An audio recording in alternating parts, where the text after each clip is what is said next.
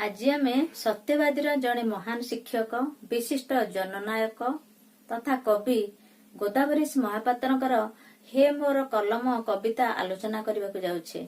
एही कविंकर जन्म 1898 ख्रीष्टाब्द खोर्धा अंतर्गत बाणपुर कुमारंग शासन होइथिला एवं तांकर मृत्यु 1965 मसीह होइथिला।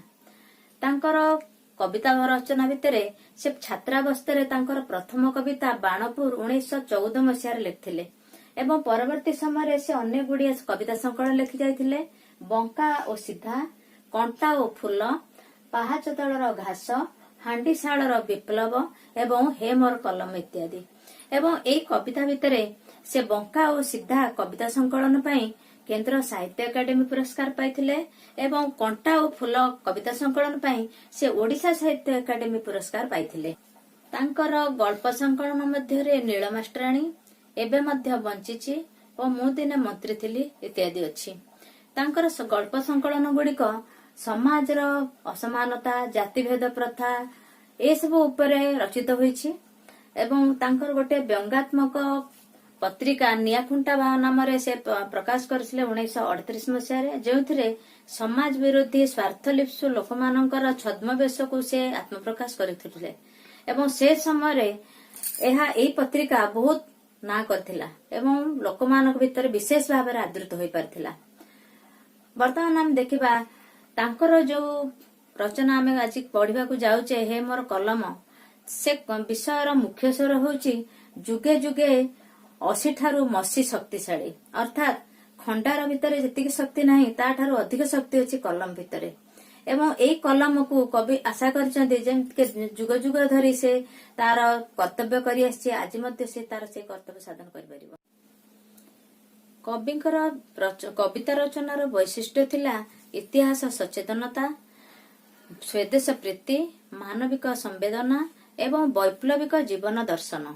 प्राय कवितारे आमे एई सब विषय परिलक्षित करंती। एई कवितार मुख्य भावादर्श होउची आमे एई कवितारे एहा होउची एक उद्बोधनमूलक कविता। एहा हे मोर कलम कविता संकलन आसीछि। सत्यवादी आदर्श अनुप्राणित स्वाधीन चेता स्पष्टवादी निर्भीक पुरुष गोदावरीश महापात्र ओडिया और ओडिशार विपर्यय को देखि मर्माहत होई पड़छन्ती।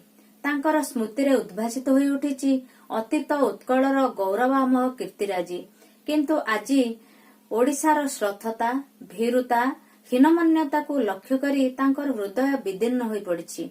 एई परिस्थिति रे ए मड़ा जाति सदृश उत्कल जाति को जागृत करिवार गुरुदायित्व से कलम उपरे अर्पण करिसंती एवं भविष्यत पई आशावादी होई पड़िसंती। एई उद्बोधनमूलक कविता हे मोर कलम वैप्लविक आदर्श रे अनुप्राणित। एही कलमर मुख्य स्वर हेउची 80 ठारू मसी शक्तिशाली। आज आमे हे मोर कलमर प्रथम 3टी पद आलोचना करिबा। हे मोर कलम चिर विप्लवी हे चिर मौनी कह साथी थिल बा जीवने जीवने जुगे जुगे अहरह मूल्य तुमर केतोटी पैसा तनु तब दुर्बल थराइच केते हृद मंदिर बंधुर धरा तल आज एते बेले बंदी की तुमे प्राक्तन उत्कले जाग्रत कर उद्यत कर एमड़ा जाति को थरे। विप्लवी कवि गोदावरीश महापात्र तांकर प्रिय कलम को चिर विप्लवी और चिर मौनी बोली संबोधन करिसंती।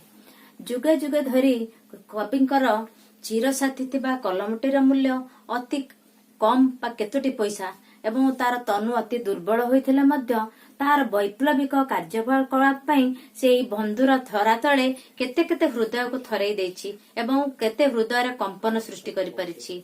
मात्र आजी मड़ा भली निर्जीव निस्पंद सुप्त ओडिया जाति को देखि कवि कलमर मौनता को सहय करि पारि नाहंती।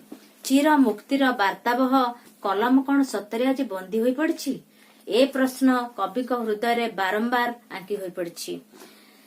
कवि कलम को तार पूर्व शौर्य पूर्व गौरव कथा को मन पकई देवा सह ए सुप्त जाति को जागृत करिवार गुरुदायित्व कलम उपरे अर्पण करिसंती।